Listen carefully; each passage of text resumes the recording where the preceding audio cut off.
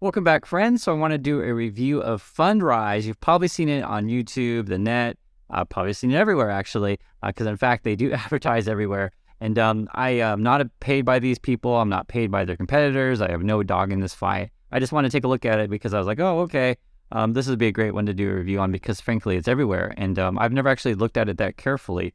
It reminds me of something like a Masterworks. If you guys know what that is, it's something. What I mean by reminds me of it, and this is the art one, is that it's just everywhere. It feels like this one is real estate. It's basically a REIT, but a private one, so it's not publicly traded on the market.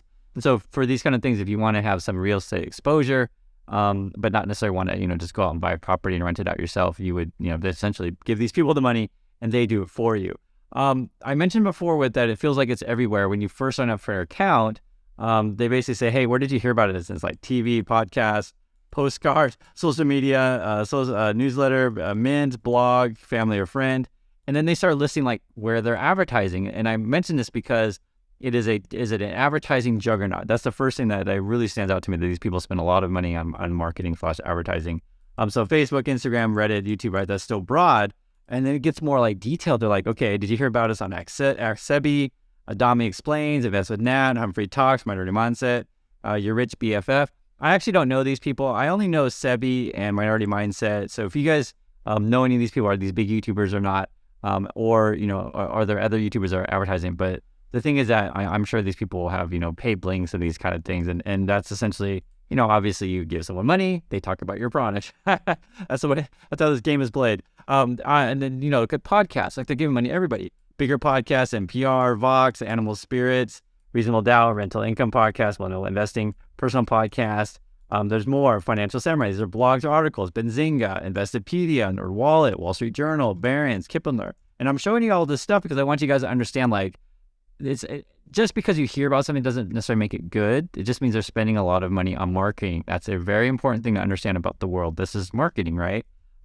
Morning Brew, Daily Upside, Ben Carlson, Michael Batnick, Josh Brown, The Hustler, Kiplinger. It goes on. They're advertising in Bloomberg, Comedy Central, CNBC, Discovery, ESPN, Fox News, HGTV, MSNBC, and on and on and on and on. Now, their CEO, Benjamin Miller, went to Penn, so that's my school. I do think it's a legitimate business, so I don't think it's a scam or anything like that. It's a legitimate business. Now, whether or not it's a good investment, that's a different thing. But I don't think it's a scam. Is what I can gather of it. And the other thing is I noticed that when you Google Fundrise review, because I wanted to just see what does other people think about it. Pretty much everyone who does this kind of thing has some sort of link. So I just feel like there's not that many neutral reviews on it, and that's why I'm making it, because I don't have any money in this thing. I don't have an account with them, per frank, and I'm not paid by any competitor. And I just want to say this is an honest review on this stuff. It's interesting because when you look at some of these things, I just watched a few of these videos. Some people said they made money with it. Some people said they lost money with it. So it's not necessarily consistent on that. The most important thing, though, that regarding this is what are their fees? This took a little bit of digging, so it wasn't obvious to what it was, but it's a little bit high. So it's 0.85% on their real estate one, and they have some sort of venture capital thing, and that's 1.85, which is pretty high. So their fees are high.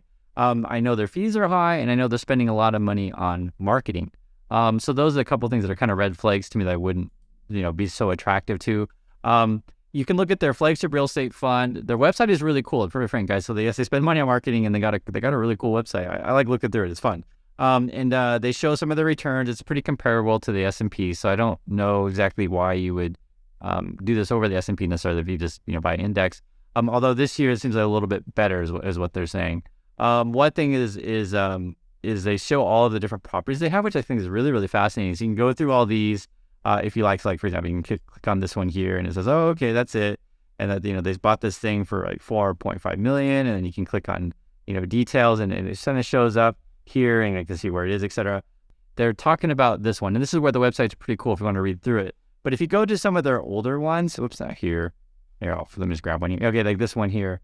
They only have a couple things. This is say 2020, this is 2021. I personally would like, kind of up to date. This is, a couple years older. I want more up to date on these things. So I would like to see just more details of up to date. This one is say 2017, then there's nothing there.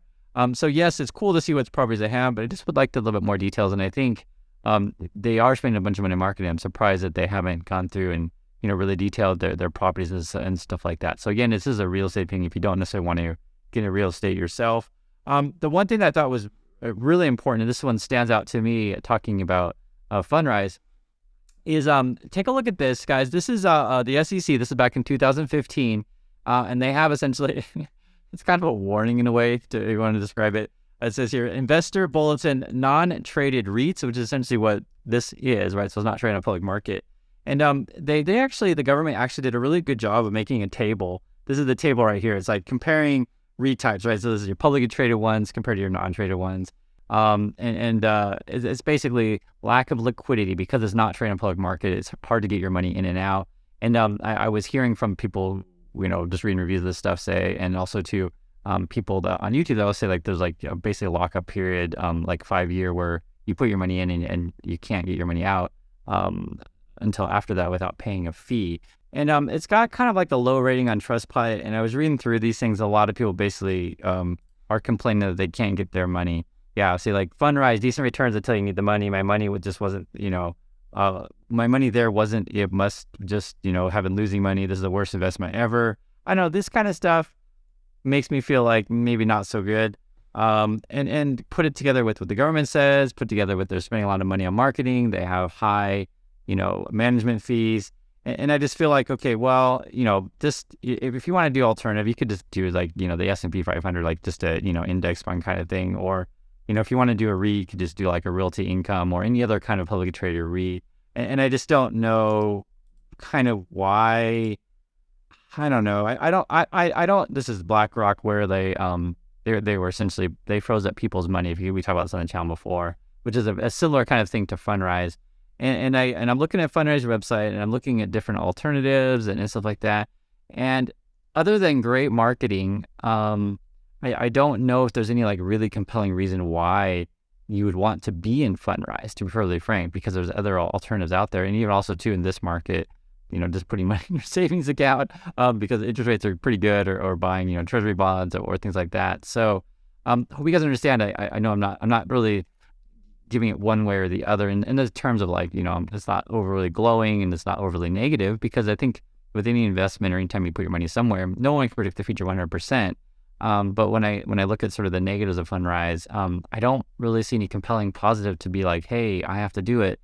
Other than, if your favorite YouTuber tells you it's good and they're paid to tell you that. That's sort of my feeling on this one. So that's my honest review. I'd love to hear you guys' thoughts on Fundrise, if you agree or disagree. And also, too, have you ever put any money in this thing, and how have you done? I'd love to hear just some honest people's review on this thing. So anyway, thanks again for your time, and I'll catch you in the next video.